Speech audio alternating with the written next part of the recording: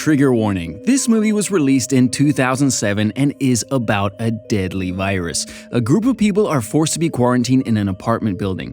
Things get tense and stay that way until the end. While this is my total and honest opinion of the movie, it will not come close to the tension of watching it yourself. Links to the movie are in the description as well. Coco and Pippi are at a very empty supermarket buying a lot of groceries. Coco, the guy who looks like how I feel when shopping with my wife, is the husband of pregnant Pippi. People start rushing into the store, creating chaos as they fight to load their shopping carts. Coco and Pippi seem unperturbed by this and just keep it moving. Pippi puts her feet up in the car while Coco tries to convince her that he's willing to move them to Cordoba Sierras, a remote part of Argentina. Pippi isn't buying it because Coco is a city boy, but she doesn't say it as politely as I did. In the parking garage at their apartment, Coco does the thing every man feels obligated to do: try to carry all the groceries in one trip. He rolls past Horatio, who is covering up his heavily modified car. Coco plays it cool because he's just really laid back like that. He starts coughing because of Horatio's cigar smoke, but says it's just a nervous tick. The news on TV does what it always does: tell us things we already know. There is a highly contagious virus going around. Fine, it was 2007 and maybe nobody took this movie seriously then, but we're paying attention now. In the middle of dinner, they get a call saying that someone from every apartment must come down to the lobby. Outside are a bunch of dudes in hazmat suits busy sealing up the building. It turns out that one of the tenants has contracted the virus, so now the men in white want to know how many people are in the building. Guglielmi takes a head count and tells them that it's maybe 17 if the Chinese family and Tene are still in the building. The entire building gets put under quarantine and the tenants are told to call 833 if there's an emergency. They also get given social distancing protocols, but no one is instructed to wear a mask. These dudes in 2007 had it easy. Horatio isn't happy that Guglielmi told them how many residents there are. Zanuto, the gent with a dog, just quietly slips away, as if we didn't notice how sick he looked. In the elevator ride up, Coco has another one of his coughs. Horatio side-eyes him, telling him to have it taken care of. Coco does the right thing by doing a stock take, which Pippi thinks is crazy. Oh, Pippi, you're so cute when you have no idea how real things are gonna get. The internet isn't working and 883 just has a recording put them on hold. The doctor does come to check in on them and he looks just like every frontline worker I know. He straight up admits that they have no idea how long the pandemic will last. After the doctor leaves, Zanuto comes to borrow an adapter for his electric shaver. Pippi ends up giving him some razor blades because they don't have an adapter. The true terror of quarantine sets in when they are stuck playing board games. Pippi was beating Coco at everything except battleships, and then it happened. Coco is now eating Fruit Loops in the middle of the night. I relate to this man so much. The news is pretty bleak. Hospitals are overwhelmed, airports are closed, and it's Mad Max in the streets. The TV finally gets around to telling us the symptoms of the virus. Nausea, headache, high fever, confusion, and disorientation are the first symptoms of the virus. Since the TV said it, I'm sure it will be important later. Coco gets around to giving himself a makeover, but along with a beard, it seems he's also trying on a new personality. My man here is committed to being badass. Pippi interrupts his transformation to tell him she heard screaming outside. Coco, ignoring all common sense, goes out to have a look. Him pulling his shirt over his nose is his version of a mask. Guglielmi, who I'll refer to as Gugu from now on, and Lange are outside Zanuto's apartment trying to convince him to let them in. Or they'll huff and they'll puff and they'll use that tiny hammer to break the door down. That's not what they said, they just wanted to talk as friends. Zanuto wasn't buying it because he could see the hammer. Gugu and Lange bounce, leaving some vague threats in their wake. Meanwhile, Coco, who heard the whole thing, manages to get himself snuck on because he left his back exposed. Luckily, it was his buddy Horatio who's wearing full hazmat gear. The man is unhappy about how Coco is dressed, so he spots Coco a few items like light bulbs and stuff to seal his windows and doors. He also throws in a complimentary indoctrination VHS with a warning to watch out for Gugu and Lange. When Coco gets home, he lies to Pippi about what happened. Never lie to your wife. He takes out some of the light bulbs as if that's all he got from Horatio. Never lie to your wife. Coco got a gun as well, but judging by the way he's holding it, he's liable to hurt himself, which of course doesn't compare to him hiding it in a fuse box near the floor. Proper firearm storage is crucial. Coco tries out the full hazmat suit just in time for Horatio to tell him to meet in the sauna. At the sauna, Horatio reveals that Gugu and Lange have a proposal for him regarding Zanuto, but they didn't want to include Coco. Coco's like, okay, bye, but Horatio tells him that they must stick together, because today it's Sanudo and tomorrow it could be one of them. I see you, Horatio, putting together your own squad. Gugu and Lange pitch up with Lange's son Ezekiel. When Coco asks if they're not going to wait for Sanudo, Gugu says Sanudo is the problem. They suspect that he's sick with only a few days left to live. They want to move him to 10D since the Chinese folks in 10A aren't here. Gugu says that they'll make him comfortable while they quarantine him till he dies. Except that all of y'all are supposed to be in quarantine. 5 grown men in a sauna don't meet the requirements of social distancing. Coco and Horatio are not on board with this plan, but Gugu and Lange reason that they must look out for their families. Lange claims to be running out of food and that his son had seen Sanudo unload a carload of food.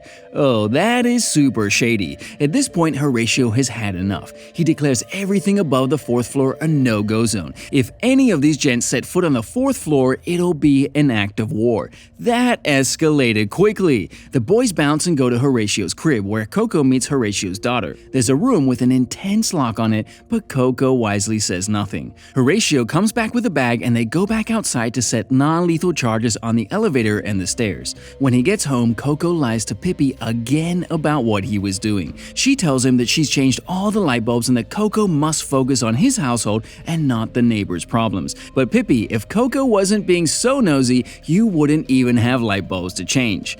Outside, there's an explosion and sirens. Clearly, it's getting real in the streets. Coco is worried about Sanudo and goes to see Horatio so that they can warn him. Horatio says it's late and asks what time the game is. Coco has no idea what he's talking about, so he goes to see Sanudo on his own. You're a good guy, Coco. Just as Coco gets to Sanudo's place, Gugu and Lange break in. Sanudo, looking all kinds of crazy, blows Lange's head off with a shotgun.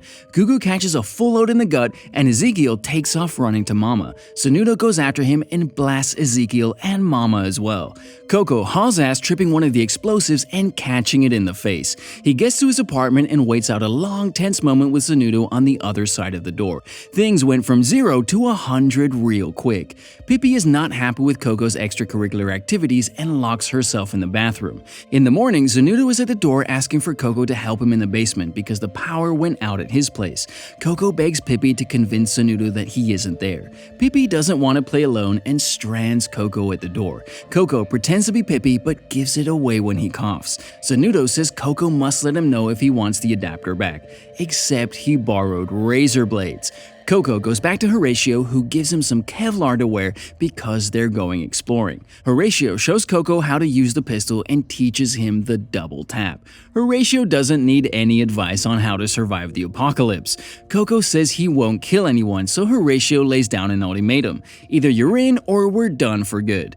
Coco decides he's in. They go down via the elevator to Gugu's place. They break into Gugu's and don't find anyone. Horatio starts looting and says they're stockpiling, not stealing. Gugu's wife comes in calling for him. The old lady is out of it talking nonsense as she dies. The gents get back to work when Gugu's daughter comes in and sees them. She runs outside calling for help only to get gunned down by Sanudo. Man, he is on a mission. Coco and Horatio try to set up an ambush for Sanudo. Horatio gives Coco the shotgun because Coco left his pistol on the sofa. Sanudo, using his magical night vision sunglasses, spots them in the mirror and leaves. When they go after him, they find the elevator in use, so they take the stairs. On the roof, Horatio signs to Coco that he must wait.